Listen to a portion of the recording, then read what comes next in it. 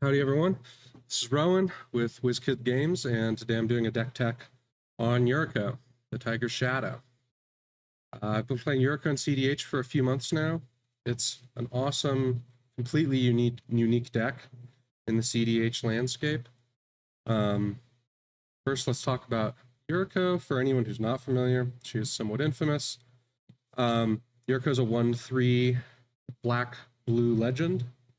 She has Commander Ninjutsu, which is also a very unique mechanic, which means that you can return an unblocked attacker you control to your hand and put Yuriko onto the battlefield, tapped and attacking.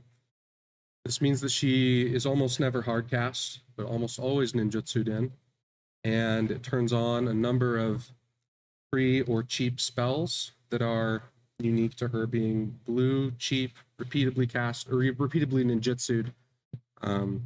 And her evasion of commander attacks does tend to matter, and that removing her is rarely a relevant or correct play. Let's read your text. Yuriko says, whenever a ninja you control deals combat damage to a player, reveal the top card of your library, put that card into your hand. Each opponent loses life equal to that card's mana value. So, essentially, Yuriko wants ninjas to deal combat damage so that you can flip cards and drain your opponent's life totals.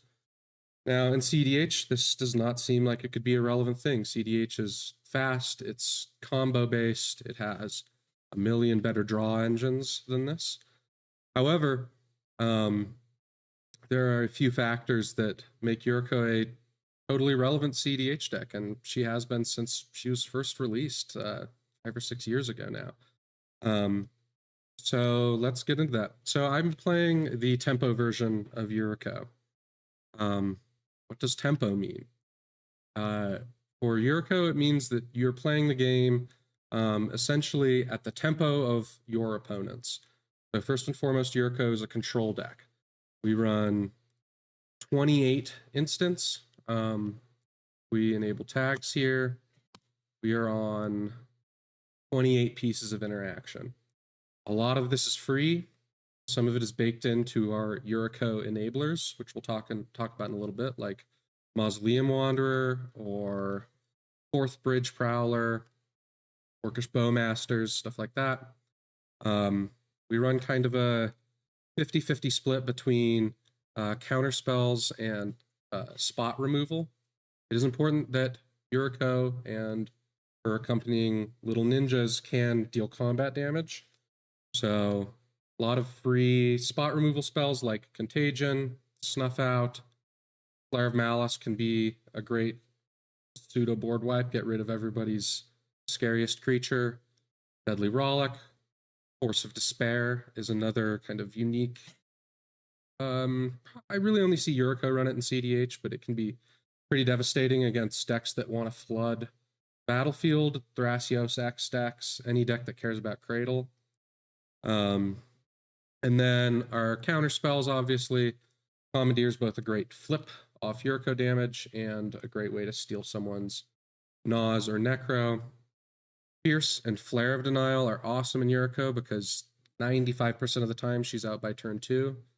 Force of Negation, Force of Will, Misdirection. Submerge is another good Yuriko hit that is also free spot removal. Subtlety. Subtlety stocks are probably the highest they've been in cEDH in a long time, with cards like Grand Abolisher, Voice of Victory, Ranger Captain, Hexing Squelcher, Atali. Creature counter spells are kind of at a premium right now. That's another reason that we're running Disrupting Shoal at the moment. We have a lot of 1- and 2-drop blue cards that can potentially stop game-winning spells for free. Okay, so this is the control part of Yuriko. Pretty much any Yuriko list, whether it's tempo, aggro, mid-range, combo, has to play control because it's a slow deck. We do not have any quick wins, really, other than natural Thassa's Oracle on turn 2, something like that. Usually you want the game to grind. And because of Yuriko's ability, the longer the game goes, the more likely you are to just kill your opponents through flips. So the more interaction, the better. At the moment, we're on a couple of Stax pieces as well. Craft Digger's Cage is probably the least puntable Stax piece in cEDH right now. It stops breach, stops the green creature to battlefield tutors, stops your occasional boluses that you see. And then a card that I've just been testing out recently that has been putting in great results is Null Rod. As long as you're careful, I think that it's harder to punt with Null Rod than it is to say with a Curse Totem or a Damping Sphere. So this is just one of those cards that slows the game down enough that you can kind of accrue advantage through Yuriko and keep the game going. Okay, so that's kind of the control factor. Let's talk about the kind of creature and aggro package for a minute. We're technically on 31 creatures. A few of these are MDFCs that are almost never going to get cast. One of these is Street Wraith, which is, again, just kind of a Xerox card. It's never going to get cast, probably. And then Subtlety as well. So really, we're just on 27 creatures. And we have almost a 50-50 split between ninjas and enablers. Actually, right now, it is exactly 50. So what do I mean by enablers, or as they're tagged up here, the little fellas? So Yuriko needs 0 or 1 drops so that you can ninjutsu her in and begin to get triggers. Yuriko is a card advantage engine, and without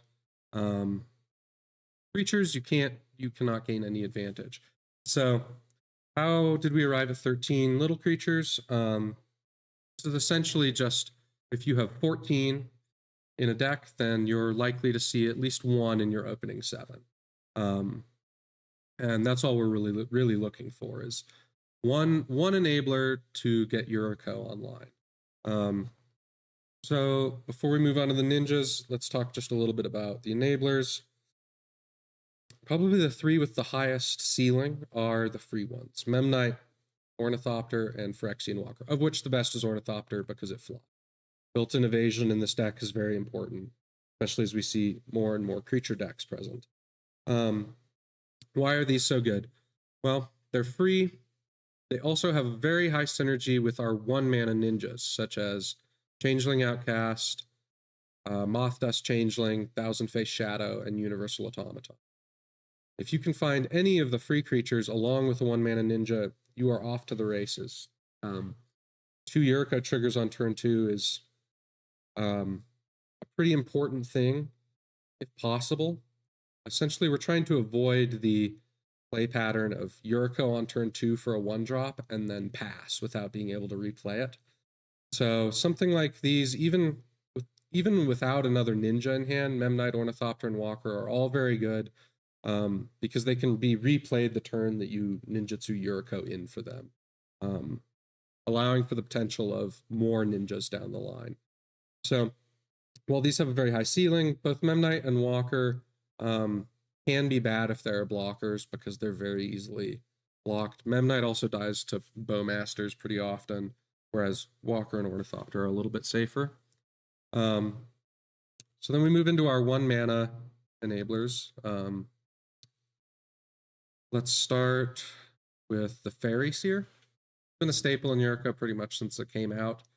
Repeatedly being able to scry 2 when you ninjutsu it back to your hand and cast it again is a great way to both smooth out early turns and then also potentially set up big mana flips off of Yuriko. You know, if you scry 2 and see a land on top and then a big mana spell, you obviously can move the land to the bottom or 1 down so that you are getting the higher value off of Yuriko. Flittering Nuisance, brand new card from Lorwyn that is pretty exciting. It kind of does it all. Blue pitchable spell, it flies, and it has pay 3, remove a counter.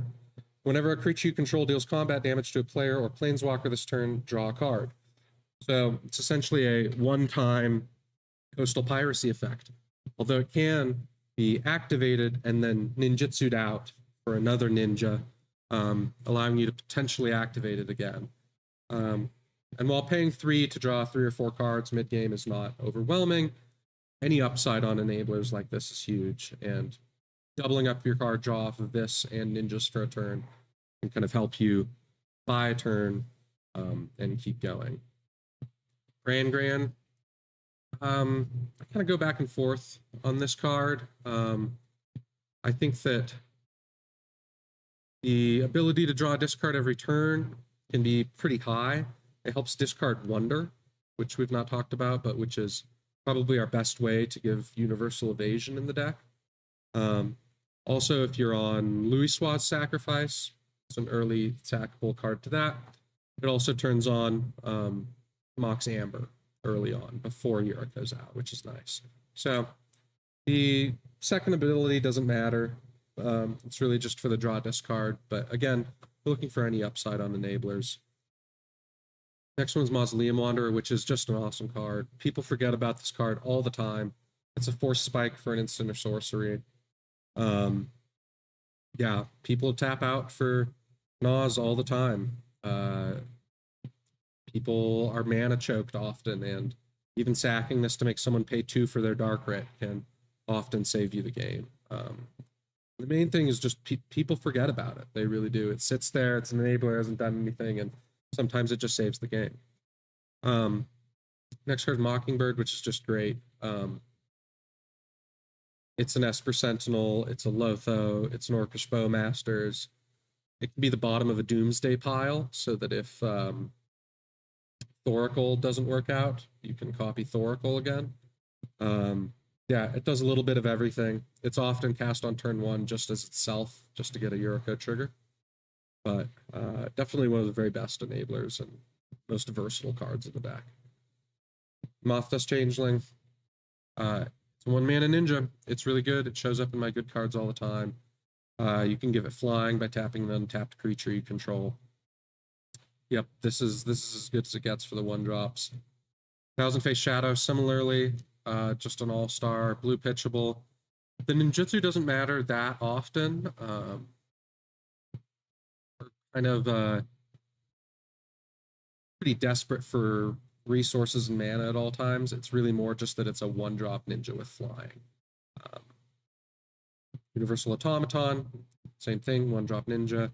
And then Wingcrafter, 90% of the time this is getting soul bonded with Yuriko. Just being able to give evasion to Yuriko and this so that it can potentially be ninjutsu'd in at some point. Yeah, it's just a very good card. And then the other card that I kind of go in and off of, but I probably should always be on, is 4th Bridge Prowler. It doesn't have evasion, but there are a lot of dorks running around. There are a lot of Rograks running around. And being able to threaten spot removal or threaten a 2/2 by casting this and then swinging into somebody with Yuriko where they would have blocked otherwise is pretty invaluable. Oftentimes you don't even have to cast this. Just people knowing you have it means that you can often get through. So those are the enablers. And then our ninjas here. We also are on 13 again. We're just kind of looking for 1 in our opening hand, if possible. The 2 best ninjas by far are Kaito and Ingenious Infiltrator. Card draw is good. Infiltrator doubles up your card draw, and Kaito allows you to dig potentially 5 deep post-combat. The Hexproof is awesome. Both of these being able to be ninjutsu'd in on turn 3 or turn 4 often will lead to either a combo win or being able to control the game long enough to win.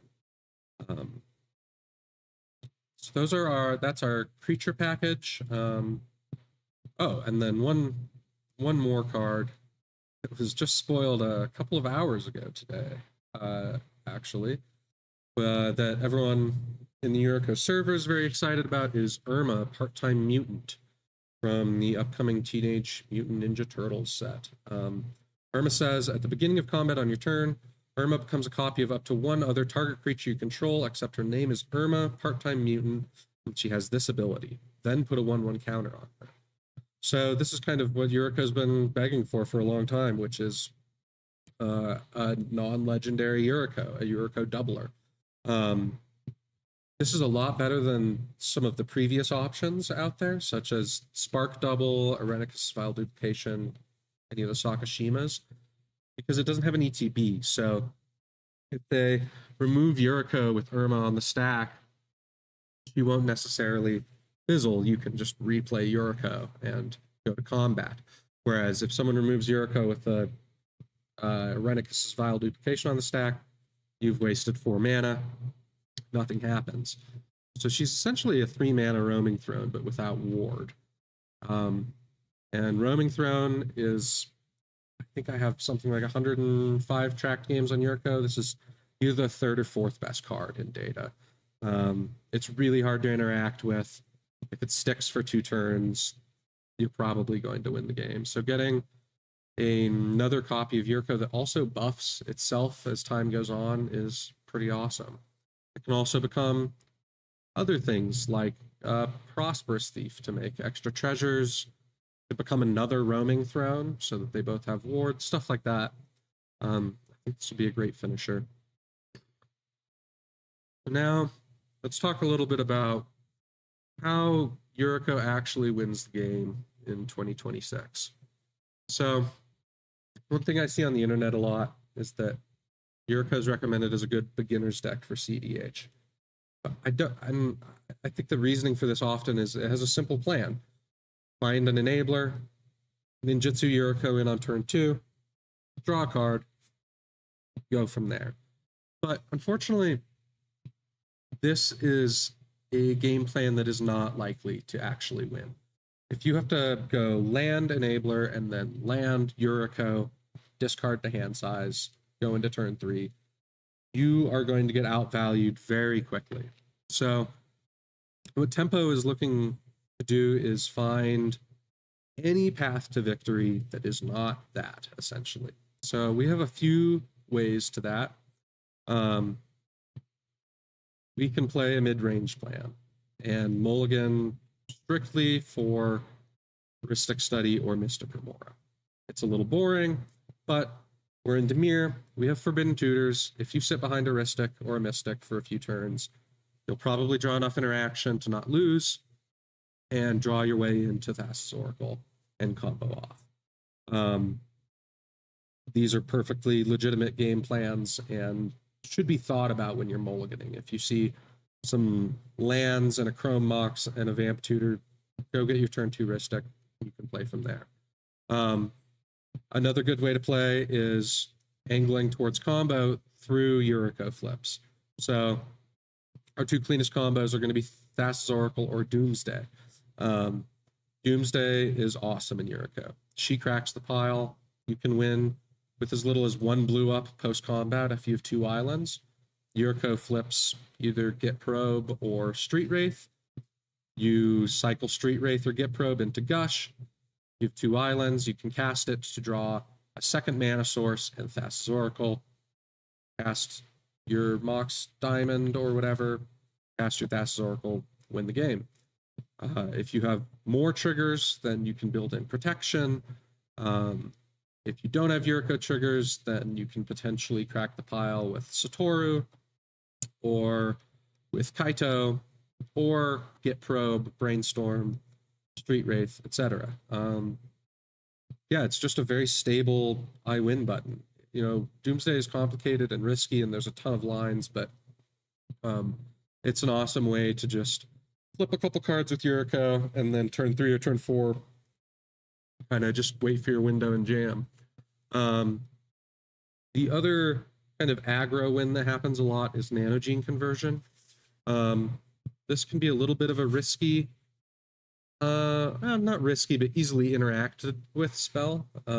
It can be swatted, it can be offered, it can be Flusterstorm potentially, but if it resolves and you have a few creatures out, you probably win the game. It is exponential. So if you have 3 non-Yuriko triggers when you cast this, and everything gets through, you get 16 Yuriko flips. That should win the game. 5 creatures, 25, so on and so forth. Yeah, this is just another one. It's a payoff for having both ninjas and not ninjas. You know, if you kind of have run into some bad RNG where you have a Phyrexian Walker and an Ornithopter and a Mausoleum Wanderer out and no ninjas, but Nanogene and backup, you probably win the game. Yeah, so I like this and Doomsday as just kind of, I don't want to do the Yuriko grind thing. I just want to win the game. And Nanogene can convert off of kind of anything. Does require some setup of having creatures out and a way to get through. And the kind of last way that we win the game very commonly is literally just through doing 120 damage to our opponents total with Yuriko flips. This current list is not on Shadow of Mortality or Enter the Infinite Nashi combo. So my biggest flip in the deck currently is Temporal Trespass at 11. The average mana value of the deck is about 1.5 right now. So it would seem like this is a pretty tall task at first glance, but aggro Yuriko flip wins happen kind of constantly. If you can find a hand with a 0-drop enabler and a ninja, you get 2 Yuriko triggers on turn 2, 2 on turn 3. Maybe you find another ninja, 3 on turn 4, 4 on turn 5. That's 10 or 11 flips. If those are all blind, you probably don't win the game. But the nice thing about Yuriko is that any top deck tutor, like Imperial Seal or Mystical Tutor or Vampiric Tutor, can all go put your highest mana value card on top, allowing for kind of burst damage. And then if you can find a Brainstorm at any point, combined with the top deck tutor, then all of a sudden Temporal Trespass is 22 damage. And cards like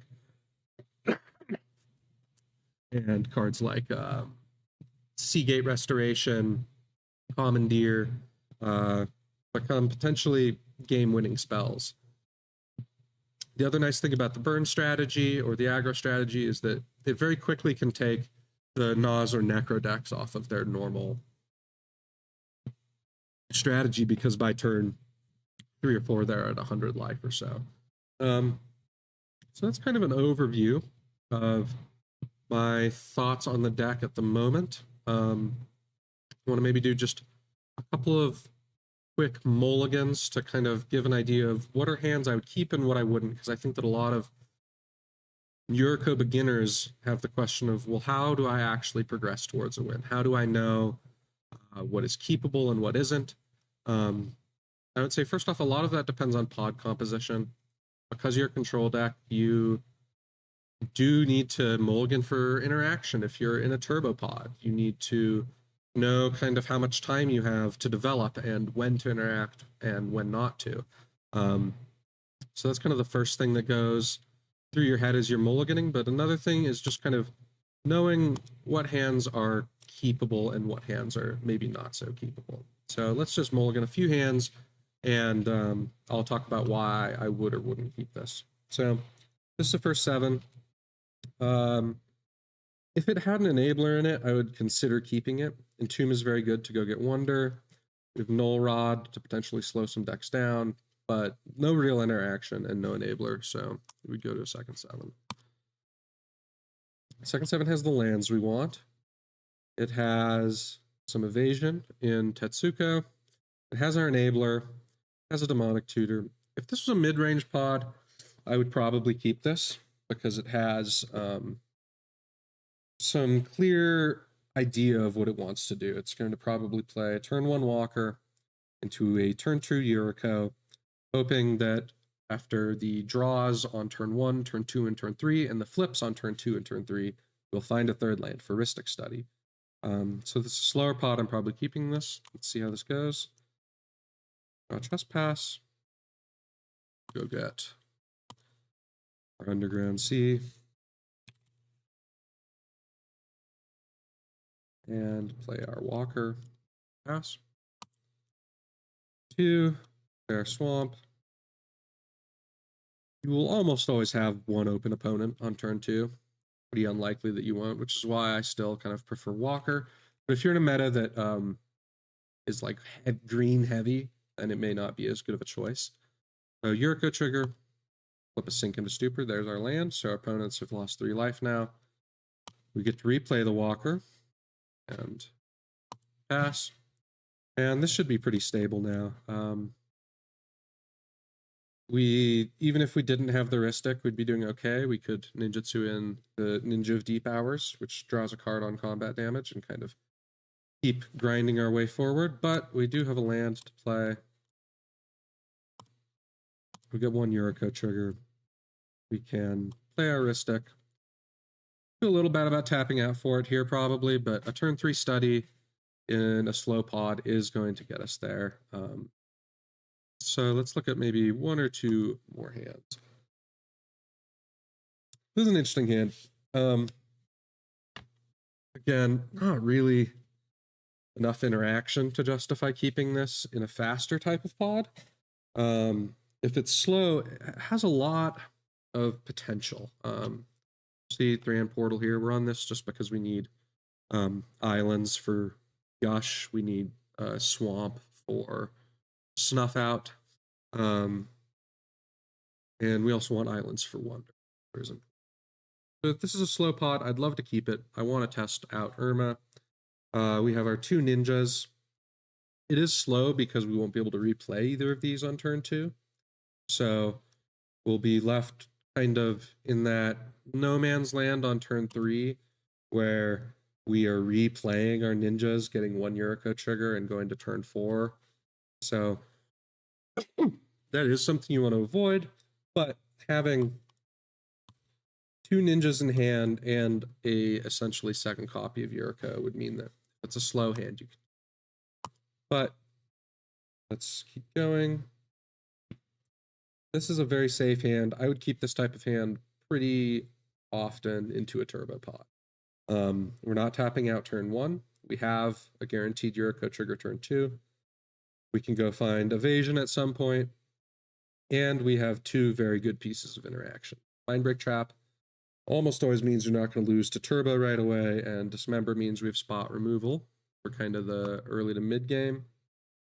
So yeah, this is kind of a very stable turbo hand. It relies on some decent draws and Yuriko triggers as the game goes on. But with the Tainted Pact, we can potentially go find something that we need. There we go. So this would probably be a turn 3 Null Rod and Ornithopter, again holding up our interaction, and then possibly either looking for Thoracle at some point or kind of pivoting into Roaming Throne and trying to grind the game from there.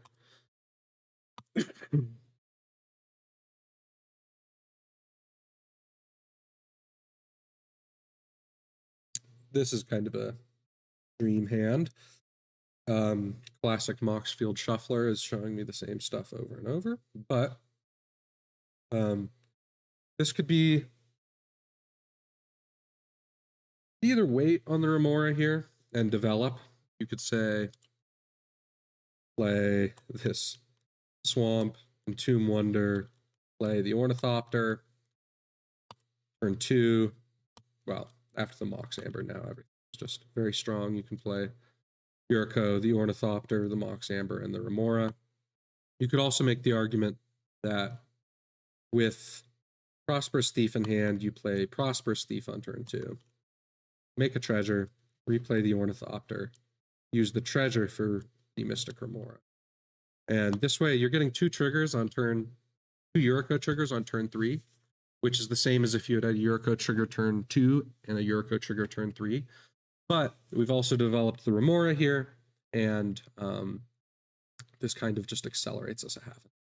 There's similar hands like this, the Prosperous Thief and pull up other cards, Satoru, can both often be worth it. It can often be worth it to play these on turn 2 instead of Yuriko. With Satoru, he says, Whenever Satoru and or one or more other non-token creatures enter the battlefield under your control, if none of them are cast, ninjutsu, or no mana was spent to cast them, Memnite, Phyrexian Walker, Ornithopter, draw a card. So, in theory, if you had a normal one-drop enabler, let's see if we can find one, a Fairy Seer, 2 lands, and a Satoru in your hand, it would probably be correct to play Fairy Seer turn 1 and Satoru turn 2. The reason for this is then on turn 3, when you ninjutsu Yuriko in for the Fairy Seer, you get a card draw trigger off of Satoru, and then 2 flips. As opposed to playing Yuriko turn 2, 1 flip, Satoru turn 3, 1 flip. So you're just going up 1 card. Satoru also scales with a 0-drop. If you have a 0-drop in Satoru in your opening hand, play the 0-drop turn 1. Turn 2, you play Satoru. Turn 3, you ninjutsu Yuriko in for a card. You get 2 ninja triggers, and then you can replay the 0-drop, kind of doubling your card draw for the turn, essentially, through Satoru. So, if anything, there's no hard and fast rule of find a 1-drop, play Yuriko turn 2, go from there. There are a lot of ways to kind of break these rules through sequencing, through heuristic or mystic, through holding up, say, an Orcish Bowmasters, stuff like that. A lot of tempo players tend to play cards like Spectral Sailor and Ilvoid Galeblade, which also has flash and says pay 2, sack it.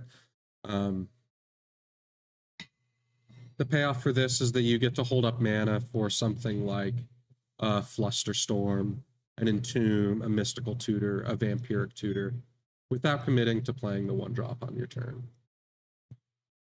So yeah, this is kind of a brief overview of Yuriko tempo in 2026. It's not the fastest deck out there, and probably not tier 1 at present moment, but you get to play ninjas in CEDH. You get to have aggro be a genuine win condition. You get to play a lot of fun and strange control pieces. And yeah, the puzzle of kind of working out tempo Yuriko and how to win games of CEDH against better and stronger decks is kind of endlessly thrilling puzzle that yeah, a lot of cool people in CEDH have worked on, and I think a lot of ideas that have come out in the last couple of years are totally worth exploring in the current meta. And yeah, I think Yuriko will be one of those decks that is never not interesting. And yeah. Let's see, any other closing thoughts?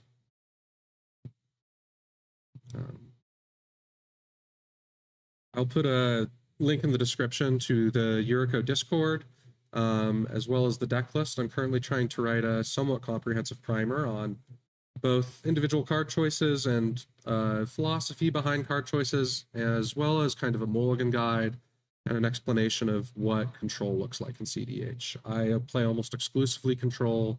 It's an idea that really shouldn't work in 4-player, but somehow magically does through certain commanders like Yuriko, or my other one true love is Niv-Mizzet Perun, the ultimate control deck. Yeah, so if you're interested in tempo, in ninjas, in control, give this a deck. Go and check out other cool deck techs on WZKD Games. We're based here in Santa Fe, New Mexico. There's going to be a 10K CEDH tournament in Albuquerque at end of March. I want to say March 21st and 22nd. So come join us in New Mexico, the land of enchantment, for some awesome CEDH with some really great players. I think I'll probably be there on either Yuriko or Niv-Mizzet. We'll see. But yeah, that's all. Thanks for watching. Leave a like and comments in the description if you enjoyed this video. I will be following this up hopefully with a Niv-Mizzet deck tech soon. Thanks so much.